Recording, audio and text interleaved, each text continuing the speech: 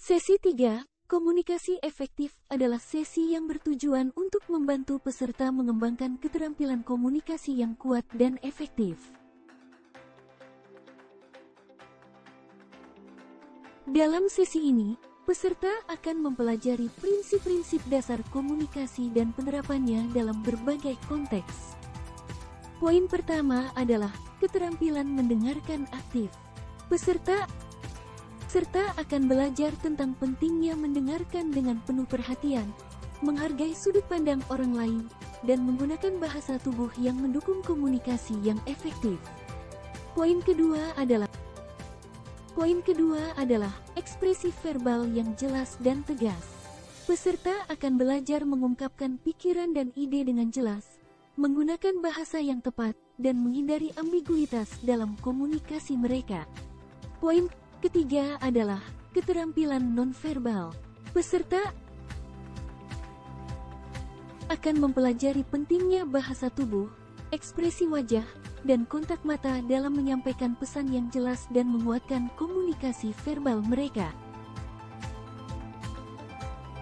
Poin keempat adalah empati dan keterampilan empati. Peserta akan belajar mengembangkan empati terhadap orang lain, memahami perspektif mereka dan merespons dengan pengertian dan kepekaan. Poin kelima adalah komunikasi efektif dalam tim.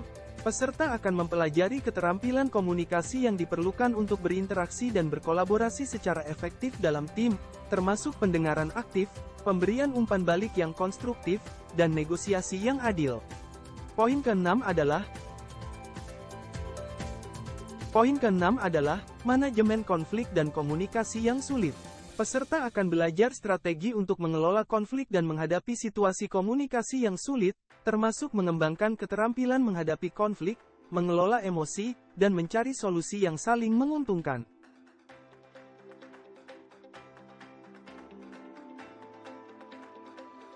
Poin terakhir adalah komunikasi yang berdampak dalam presentasi dan public speaking. Peserta akan mempelajari teknik presentasi yang efektif, penggunaan bahasa tubuh yang kuat, serta cara menghadirkan pesan dengan keyakinan dan daya tarik yang tinggi kepada audiens.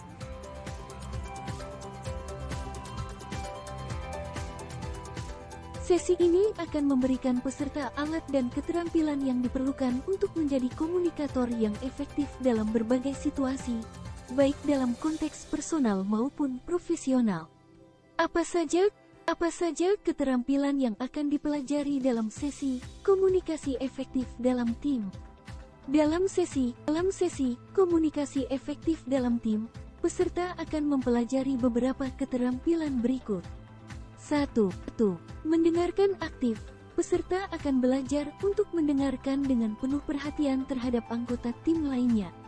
Ini melibatkan memberikan perhatian sepenuhnya, memahami dan menghargai sudut pandang mereka, serta menunjukkan minat dan empati.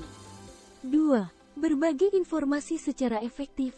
Peserta akan mempelajari teknik untuk menyampaikan informasi dengan jelas dan terstruktur kepada anggota tim lainnya. Hal ini melibatkan penggunaan bahasa yang jelas, ringkas, dan mudah dipahami, serta menghindari kesalahpahaman dan ambiguitas.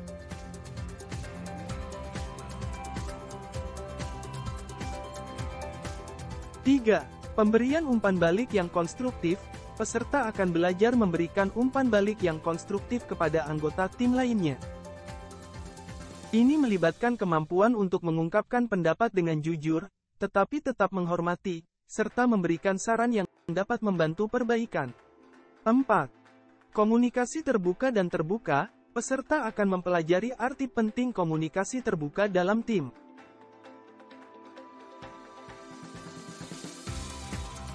Mereka akan belajar untuk berbagi ide, masalah, dan kekhawatiran secara terbuka, serta mendengarkan dengan terbuka terhadap masukan dan pendapat dari anggota tim lainnya.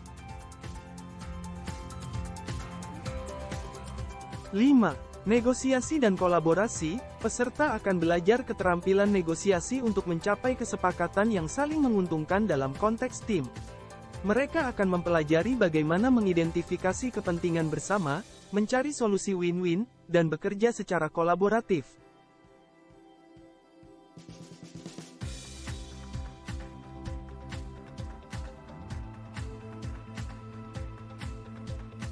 6. Pengelolaan konflik. Peserta akan mempelajari strategi untuk mengelola konflik yang mungkin muncul dalam tim. Mereka akan belajar bagaimana menghadapi konflik dengan bijaksana, mengelola emosi, dan mencari solusi yang memperkuat hubungan tim. Dengan menguasai keterampilan-keterampilan ini, peserta akan dapat berkomunikasi secara efektif dalam konteks tim, membangun hubungan yang kuat, meningkatkan kerjasama, dan mencapai tujuan tim dengan lebih baik.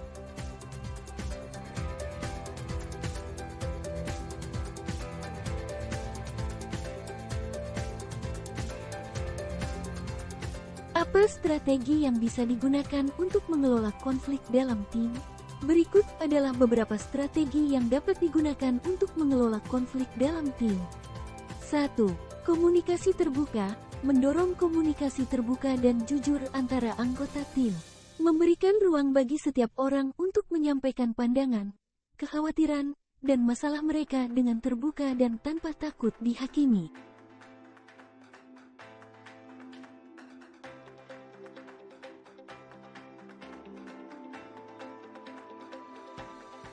2. Mendengarkan aktif. Mendengarkan dengan penuh perhatian terhadap perspektif dan perasaan anggota tim yang terlibat dalam konflik. Menghargai sudut pandang mereka dan mencoba memahami latar belakang dan kepentingan mereka. 3. Mengatasi masalah secara langsung. Menghadapi konflik dengan segera dan secara langsung, bukan menghindarinya. Menghindari penumpukan masalah yang dapat memperburuk situasi. 4. Jaga emosi tetap terkendali. Mengelola emosi dengan baik selama konflik. Menghindari reaksi impulsif atau bertindak berdasarkan emosi yang kuat. Menggunakan komunikasi yang tenang dan terkontrol. 5. Cari solusi bersama. Mengajak anggota tim untuk mencari solusi bersama yang saling menguntungkan. Berfokus pada kepentingan bersama dan mencari kompromi yang memenuhi kebutuhan semua pihak.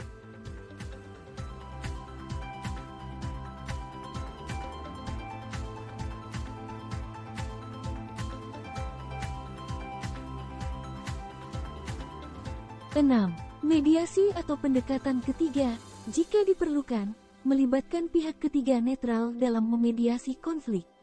Pihak ketiga dapat membantu anggota tim untuk berkomunikasi secara efektif, mencari pemahaman bersama, dan mencapai kesepakatan yang dapat diterima oleh semua pihak. 7. Evaluasi dan pembelajaran. Setelah konflik terkendali, penting untuk melakukan evaluasi secara objektif. Mengidentifikasi faktor penyebab konflik dan mencari pelajaran yang dapat diterapkan untuk mencegah konflik serupa di masa depan. 8. Mempertahankan keterbukaan dan kolaborasi. Setelah konflik teratasi, penting untuk mempertahankan keterbukaan dan kolaborasi dalam tim. Terus membangun hubungan yang kuat, berkomunikasi secara efektif, dan mencari solusi secara bersama-sama. Dengan menerapkan strategi-strategi ini, tim dapat mengelola konflik dengan lebih baik, memperkuat hubungan, dan mencapai keseimbangan yang sehat dalam kerjasama mereka.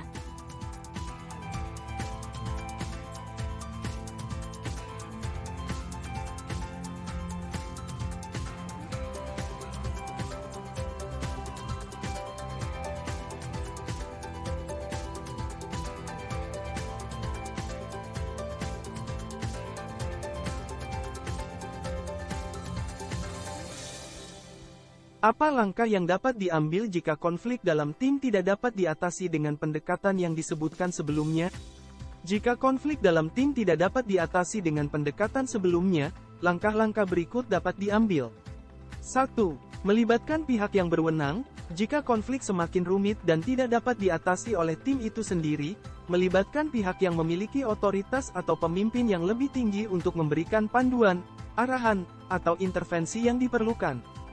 2. Evaluasi tim dan dinamika. Mengambil waktu untuk melakukan evaluasi menyeluruh terhadap tim dan dinamika yang ada. Menganalisis peran, struktur, dan komunikasi internal tim. Kemudian, mengevaluasi apakah ada perubahan yang perlu dilakukan untuk mengelola konflik dengan lebih efektif.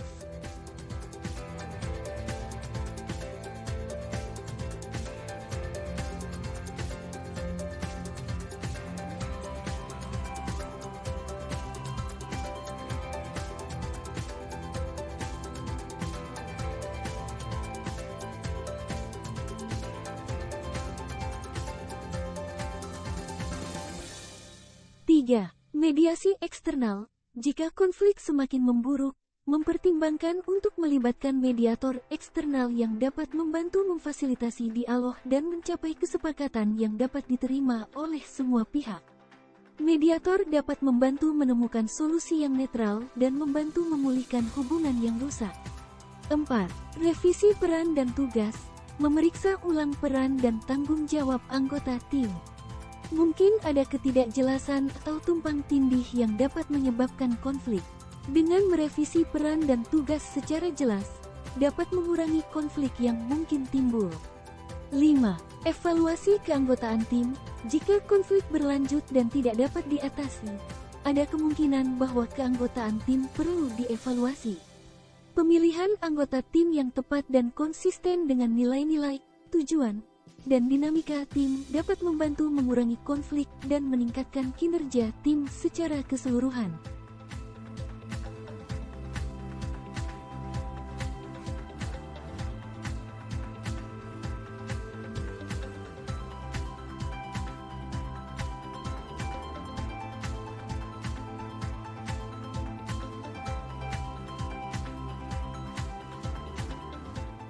Enam. Pelatihan dan pengembangan. Memberikan pelatihan dan pengembangan kepada anggota tim dalam hal keterampilan komunikasi, manajemen konflik, dan kerja tim. Dengan memperkuat keterampilan individu, tim dapat menjadi lebih mampu mengatasi konflik dengan cara yang konstruktif. 7. Evaluasi keberlanjutan. Jika konflik terus berlanjut dan mengganggu produktivitas tim, mempertimbangkan untuk mengevaluasi keberlanjutan tim itu sendiri. Dalam beberapa kasus, perubahan struktural atau restrukturisasi tim mungkin diperlukan untuk mengatasi konflik yang tidak dapat diatasi. Penting untuk diingat bahwa setiap langkah harus dipertimbangkan dengan hati-hati dan sesuai dengan konteks dan kebutuhan tim. Dalam beberapa kasus, bantuan dari profesional luar atau konsultan dapat diperlukan untuk membantu mengatasi konflik yang persisten.